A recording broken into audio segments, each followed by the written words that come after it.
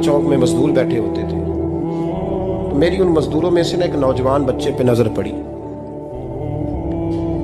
बड़ा कमजोर सा वजूद था, लेकिन चेहरे पर इबादत का निशान था। माथा बताता था कि नमाज का बड़ा ख्याल रखता है। मैं उसके करीब गया।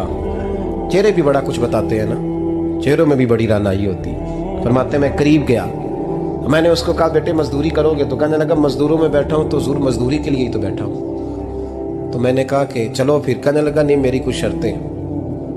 मैंने कहा बताओ? कहने लगा पहली शर्त यह है कि लोग 4 दिनार दिहाड़ी लेते हैं, मैं 3 दिनार लूँगा। मैंने कहा यार तो बड़ी बेहतरीन है, बाकी भी इस तरह की रख ले। उसने कहा हुजूर दूसरी शर्त यह है कि मैं आपकी मुकम्मल बात मानूंगा, लेकिन जब अजान हो जाएगी फिर आपकी नहीं सुनूंगा। तीसरी बात उसने ये की कि हुजूर मैं आपके घर में काम करूंगा पर आपके किसी सवाल का जवाब नहीं दूंगा।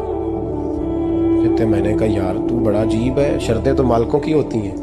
कहने लगा जी बहरहाल मैं शर्तें लगा के जाता हूँ। फरमाते मैं उसे घर ले आया।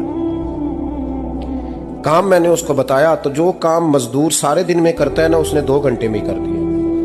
हमारे मजदूर सिगरेट पीने में भी तो आधा घंटा लगाते हैं, वो चाय पीने जाएं तो पौना घंटा। वहाँ उनको भी तो दयानतदारी करनी चाहिए कि नहीं करनी चाहिए? ने मुआहदा किया है ना जी, तो पूरा उतरना चाहिए ना।